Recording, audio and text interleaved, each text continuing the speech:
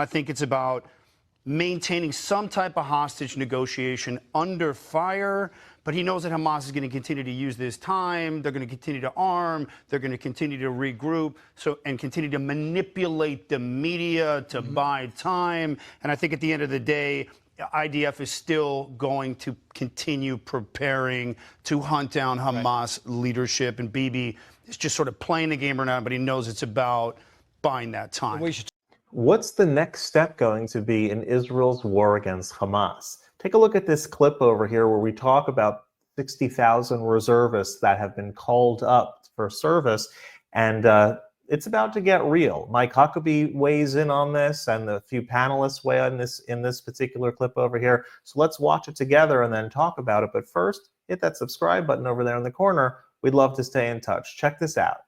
Decision they make, but President Trump is fully supportive of making sure that Hamas knows that from the U.S. perspective, they have to disarm. They have to give up and let all the hostages go, whether it takes 60 days or 60 minutes.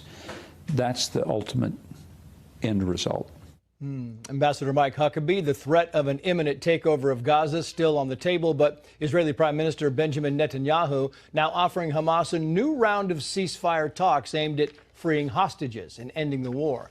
Let's bring in the host of the Aaron Cohen Show, Israeli Special Ops veteran Aaron Cohen, along with Jewish activist and author Samantha Edis.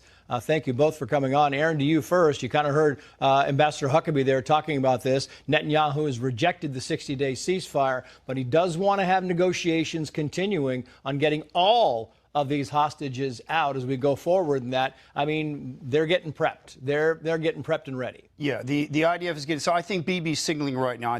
Here's where I think Bibi's at. I really think that he understands, is always stuck with, you really can't have a political solution with a terror army trace embedded in tunnels holding hostages. So for Bibi right now, I don't really see this as him framing this as a peace deal.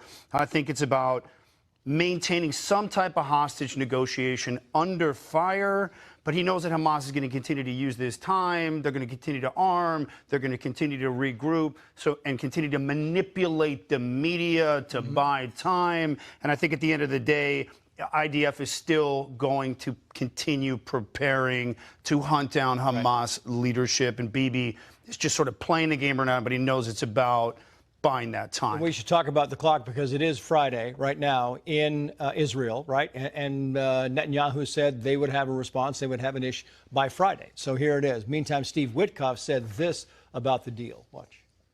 3 weeks ago, that proposal was on the table, and they slow played us, Hamas. And the president put out his truth statement saying that he wasn't going to tolerate it anymore. And guess what happened? There's been a major break. They've issued the announcement, and they've said they want a peace deal. Oh, Hamas wants a peace deal now, but they're not going to give all the hostages because they know what's going to happen then, right? And they don't even want a peace deal. These are people who only understand the language of terror. Right. That's it. So they walked away over and over from every deal Israel offered them.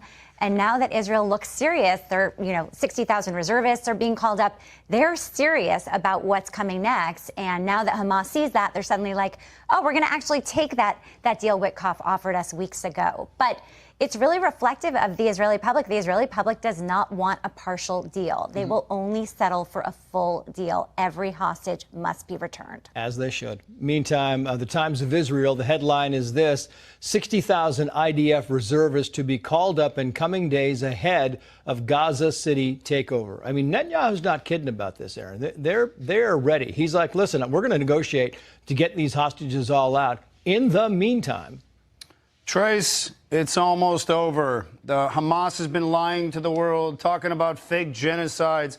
Now it's about to get real. 60,000 reservists getting called up. The IDF, the final bastion, the final stronghold of Hamas is Gaza City.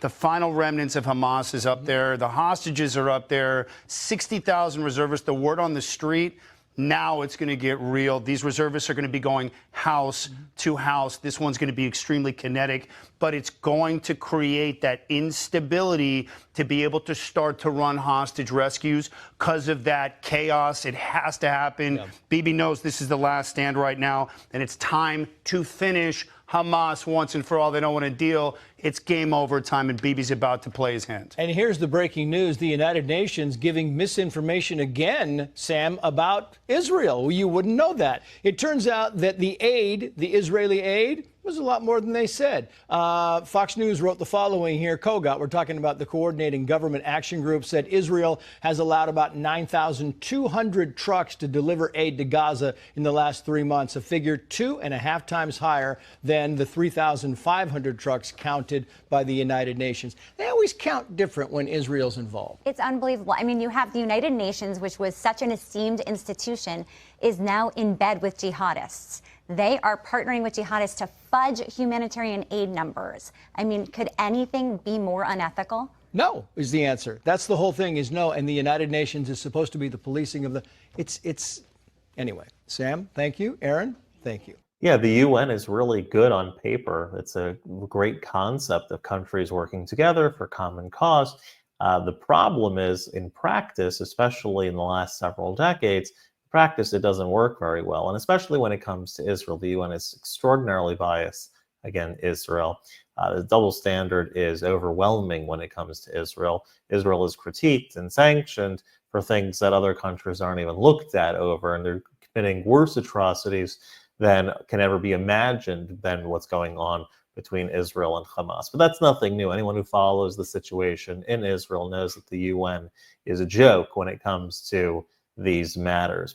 As far as what's going on, the next step in Israel, I think the Israeli army and the Israeli government is using the idea that if you continue trying the same thing over and over and expect a different result, that's the definition of insanity. And they're coming to their senses and seeing, like, from the beginning, the goal was to remove Hamas from power and to retrieve all of the hostages. So far, none of those objectives have come into fruition, unfortunately. And so if they continue kicking the can down the road and trying to make deals where 3 hostages are released and a ceasefire for this many days and then another 2 hostages released, when you attempt that and then it keeps dragging on because Hamas keeps backing out, Israel is saying to themselves, look, this war needs to end. And the only way to make it end with the successes that we're looking for in the hostages being freed and Hamas being removed from power is to exert as much pressure as humanly possible on Hamas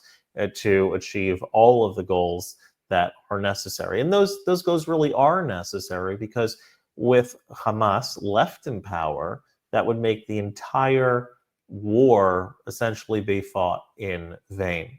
Because if Hamas is left in power, and they've already reiterated the fact that as soon as they have the ability to commit more atrocities like October 7th, that's what their plan is to do, to have that, right, to start back at square one because you have the terrorist organization left in power and it's just a matter of time until it builds up again. That's not going to be good. Not only is it not going to be good for Israel, but it's not going to be good for the citizens in Gaza, the children that will be brought up in that terror regime, learning just pure hatred of anyone who is not exactly like them. These are problems, and these are problems that need to be fixed. And the only way of doing that is completely eradicating Hamas from existence. If you like this content overall, hit that subscribe button over there in the corner. We'd love to stay in touch. Take care.